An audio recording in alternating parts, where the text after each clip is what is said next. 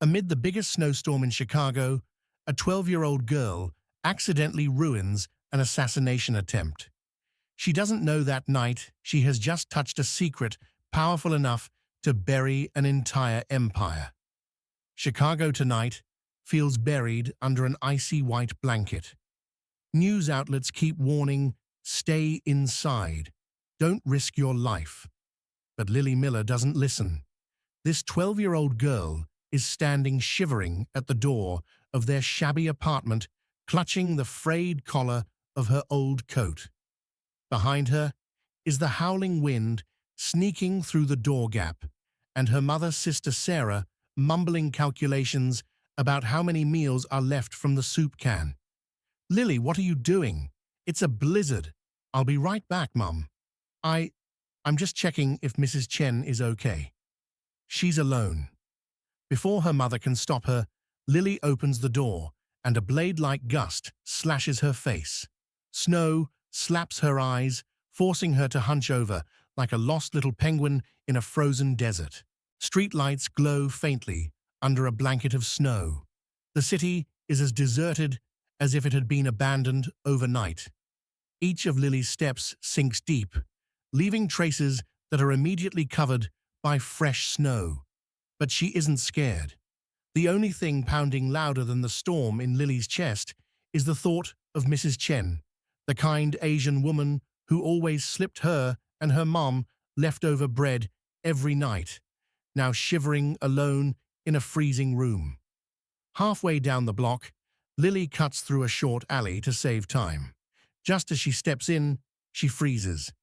Inside the alley, snow swirls wildly, but two figures are clearly struggling under a dim yellow light. A tall, broad-shouldered man is pinning another man to the dirty snow. The pinned man's collar is yanked back, and a silver syringe glints in the attacker's hand. Lily's heart tries to leap out of her chest. She holds her breath, pressing her back against the wall, ears deafened by the roaring wind. She should run. She knows that. But her feet are glued to the frozen ground. "Stay still. Just 1 second." The big man's voice is low and gritty, pushing through clenched teeth. The man on the ground squirms weakly, eyes pleading straight at where Lily is hiding. Lily swallows hard. Her hand touches a frozen clump of snow at her feet. She grips it tight, the icy sting cutting through her torn gloves. Don't, please."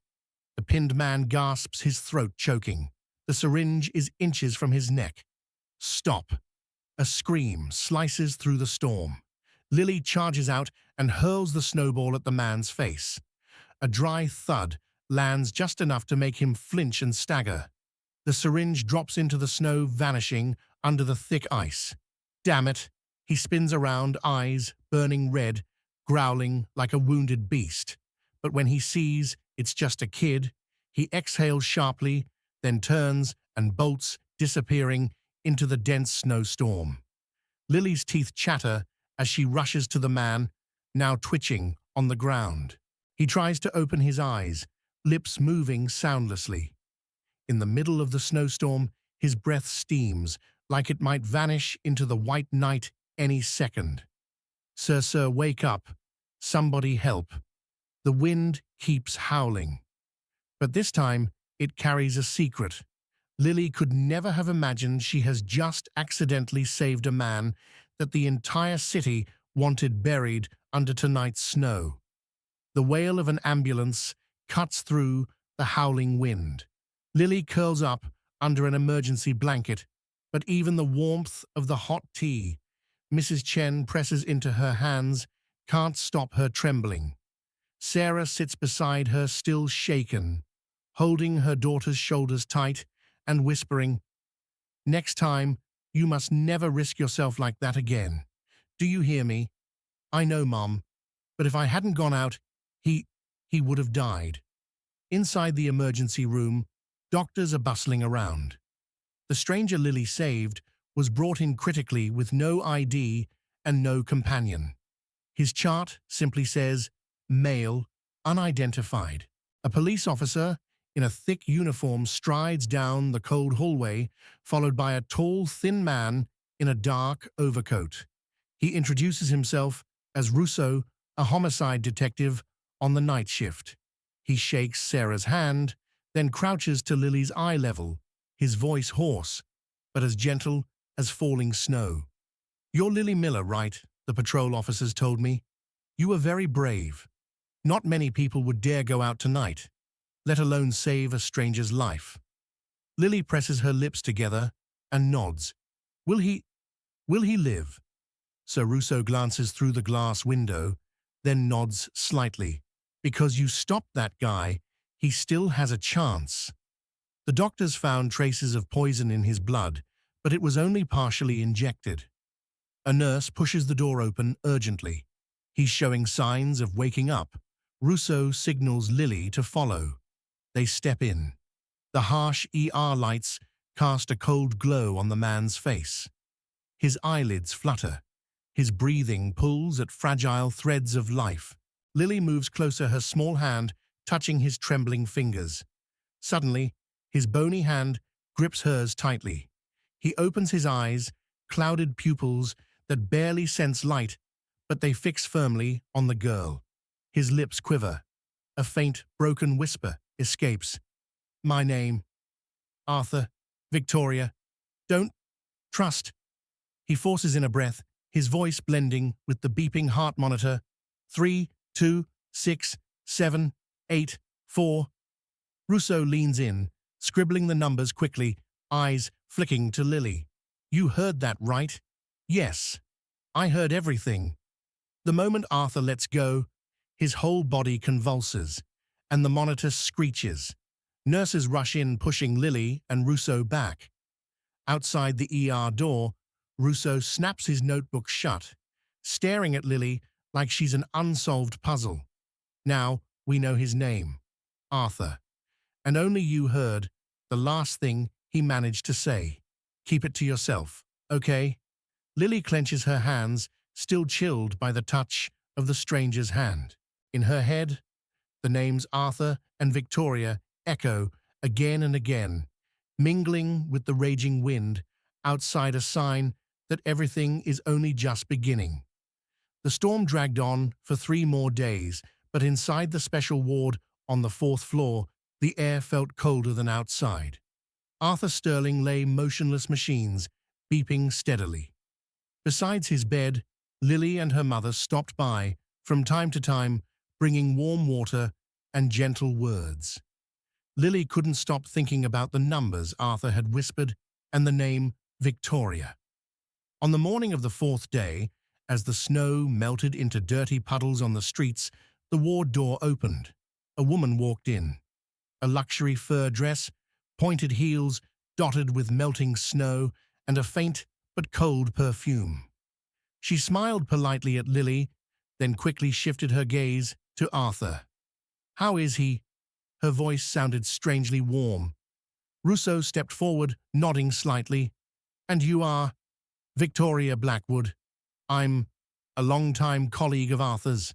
When I heard the news, I flew back immediately. I'll cover all hospital expenses and take him back to the estate so he can recover in a familiar environment." Russo pressed his lips together. "I'm sorry, Mrs. Blackwood, but he's still a victim of an attack. We need him to stay here for safety and to cooperate with the investigation." Victoria tilted her head slightly, her smile unwavering. "Detective Russo, I understand your job, but trust me, I only want what's best for Arthur." She stepped closer, leaning down by the bedside, resting her hand lightly on Arthur's. From the outside, it looked exactly like a devoted partner, caring for her husband. But only Lily saw Victoria's eyes. There was nothing tender there. They were cold as ice, sharp as a blade. When Russo stepped out to take a call, Victoria turned to Lily, smiling sweetly. "You must be Lily, right? Sister Sarah told me all about you. Such a lovely girl. You and your mother must have been so scared." Lily nodded, clutching her coat. "Yes, ma'am, I just did what I had to do." "That's right. Very brave." Victoria leaned closer, her voice dropping to a chilling whisper. But sometimes knowing less means living longer. Do you understand me, dear Lily? Froze, heart-pounding. But she remembered Arthur's warning. She forced a small, innocent smile. I don't know anything, ma'am. I didn't hear anything at all. Victoria straightened up her eyes, softening instantly as if nothing had happened. She patted Lily's shoulder, lightly, like a feather. Good girl. Rousseau returned frowning at the sight of Victoria stroking Lily's hair. She fixed her polite smile and spoke out into the hallway. I'll arrange a private ambulance and staff. Arthur will get the best care.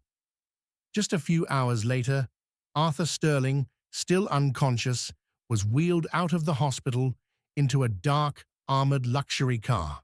Lily stood by the fourth-floor window, watching the car slide past the melting snow piles. Beside her, Rousseau shook his head, murmuring as if to himself, a wolf in sheep's clothing.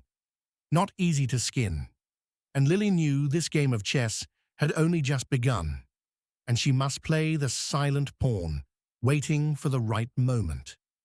Ever since Arthur was taken away, Lily has spent countless sleepless nights. Every time the wind howled through the window, she could almost hear Victoria's whisper.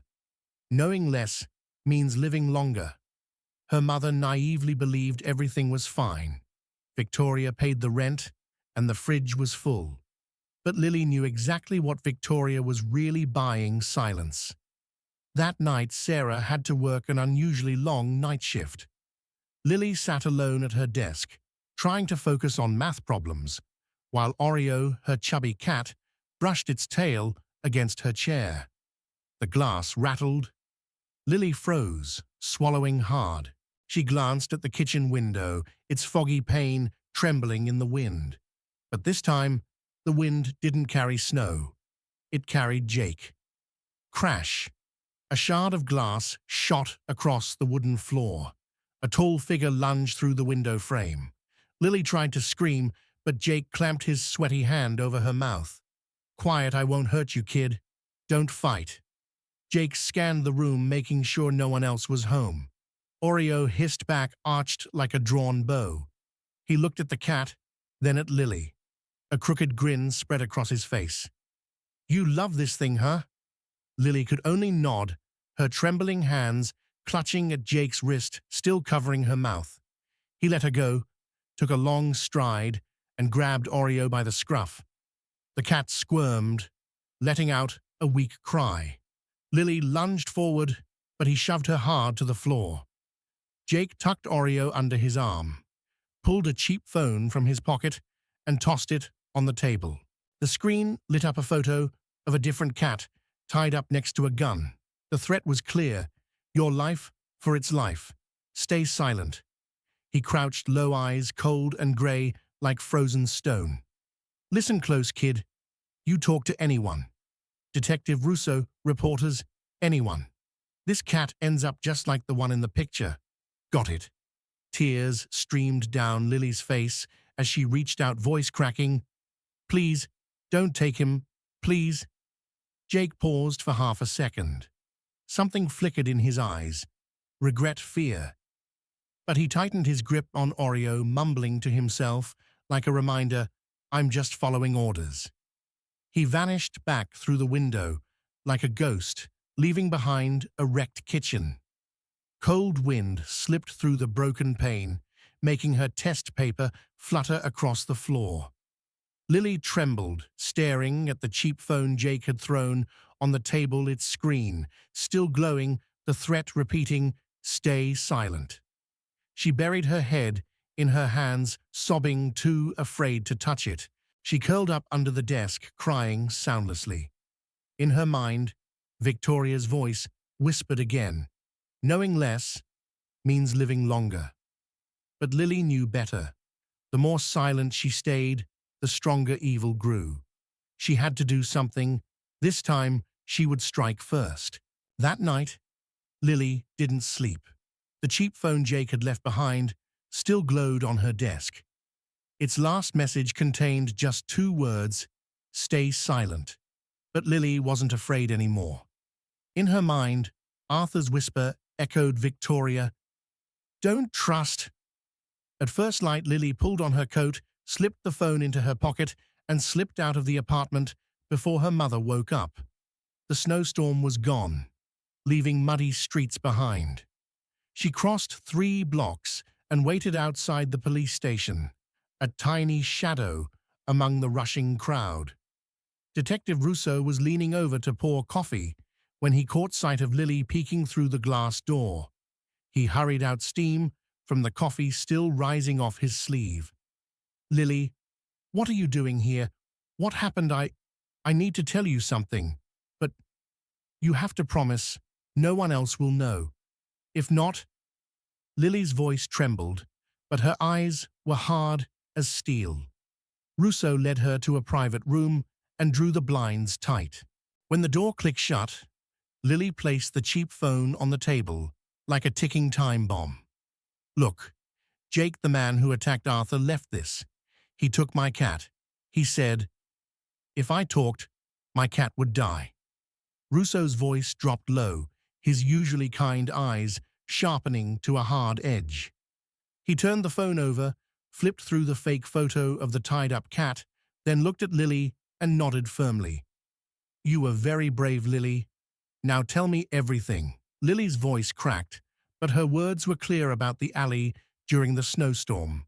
The syringe, Arthur's whispered secret, Victoria's hospital visit, the threats on the phone, and especially the strange string of numbers. Russo scribbled notes, typing rapidly on his laptop. He let out a dry laugh when the pieces clicked. 326784. It's a Swiss bank account. This level of security. No ordinary person can pull that off. Lily's eyes shone bright. "So, can you save Mr. Arthur?" Russo placed a steady hand on her shoulder, his voice deep but warm. "I promise you, we'll drag that wolf out into the light. But I need you to help me with one last thing." Lily tilted her head. Russo slid the phone back to her. "Call Victoria. Pretend to be obedient. Tell her you want to meet. Somewhere she'd never expect." Lily drew a deep breath. Fear still stirred inside her chest, but so did a growing fire. She wouldn't let Victoria win. She gripped the phone and dialed Victoria's number. The line picked up almost immediately, the voice sweet as honey. "Lily, are you all right, darling?" Lily clenched her sleeve, answering in an even tone, "I want to see you. One last time. At the place where it all began." Behind Lily, Russo's hand tightened around the grip of the gun hidden in his coat pocket. This hand, it could only be played open or buried in the mud together. At the lavish Blackwood estate, on the outskirts of Chicago, the snow had melted, giving way to a thick fog curling around the gray stone walls. The grand living room glowed under a crystal chandelier, yet the air felt dense, like an ice cellar. Arthur Sterling sat in an armchair by the window, his vacant eyes staring out at the garden blanketed with white gravel. A private nurse hovered near him at all times, and Victoria visited daily, smiling sweetly, brushing imaginary dust from his shoulder, like tending to a breathing puppet. "How are you feeling today?" Victoria's voice was soft as silk, but Arthur gave no reply. In his mind, everything was a foggy blur. He remembered someone named Victoria. Yes, but what about her? He couldn't recall. He didn't even know how he had ended up here. Yet within the haze, a pair of childlike eyes lingered round, steady, lost in a snowstorm. "Don't worry your head, Arthur. Just rest. I'm handling all the company matters." Victoria cooed as she gently placed a small architectural model on the coffee table. "I found this in your old office. I thought you'd like to see it again." Arthur lowered his gaze, his thin, trembling fingers brushing the glass surface of the model. A tiny building, a wooden plaque on top, Miller Community Center. Miller. The word pierced through the thick fog in his brain like a needle. A small street, a girl named Lily, the snowstorm, the man with the syringe. Then Victoria, standing right there, pretending to be shocked, pretending to care. "I remember," Arthur whispered. For the first time since the blizzard, his eyes flared awake, his finger tapping on the model's roof. "Miller, my mother, the community project, and you. You dared to—" Victoria froze for a heartbeat, but her smile snapped back into place like an old mask. "Darling, don't get worked up. You've only just recovered. Let me call the doctor." "Shut up." Arthur's rasp tore out like a growl. "I don't need a doctor. I want to leave." Right now, his shout echoed through the room. The nurse rushed over alarmed, but Arthur was already pushing himself upright, gripping the table edge, his eyes burning like a man escaping a long nightmare. Victoria hissed through her teeth, low enough so the nurse wouldn't hear. "You think you're truly recovered? Walk out of here. Arthur, don't forget you still belong to me." But this time, Arthur didn't look at her. He shoved the nurse aside, staggered into the hallway, each breath dragging like hauling stone. With every step out the door, memories slammed back. Victoria's embezzled fortune, the staged attack to silence him. Lily's terrified yet defiant eyes. He tripped and fell on the steps, but crawled back up, mind focused on one truth: he had to get to Lily. He had to end this filthy game. Behind the glass door, Victoria stood frozen. For the first time, her smile vanished. All that remained were black, swirling eyes, schemes spinning like a rusty blade, thirsting for blood. The old alley where Lily once saved Arthur was now soaked, reeking of melting snow and rotting trash. But tonight, it was a battlefield. Lily stood still under the sickly yellow streetlight. In her hand was the cheap phone Jake had left. Beneath her coat sleeve, the cold steel of a folding knife peeked out. Russo had slipped it to her, just for self-defense if needed. Outside the alley, Russo and two undercover officers hid eyes locked on a monitor, tracking Lily's phone signal. Russo whispered into his earpiece, "Stay calm, kid. She'll come. We end this tonight." The click of high heels cut through the dripping water. Victoria stepped in her white fur coat, blending with the night fog. She smiled a flawless smile, uncracked and venomous. "Lily, my dear. An alley this filthy, really? What do you want here?" Lily raised her eyes, her voice eerily calm. "I just wanted to see you with my own eyes. No polite mask, no sweet talk. Just you. And the truth." Victoria tilted her head, her smile widening, while her eyes darkened like a starless sky. "The truth. The truth is, fools who know too much don't live long, Lily." She pulled a small pistol from her coat, its metal glinting under the streetlight. She jerked her chin. "Give me the phone, and kneel." Lily stepped back half a pace, heart pounding like a drum. She knew Russo and the cops were there, but everything seemed to hold its breath. Victoria moved closer, gun aimed dead at Lily's forehead. Her hand was rock steady, her breathing calm, as if she were delivering a boardroom speech. Then a hoarse voice echoed from the mouth of the alley. Victoria dropped the gun.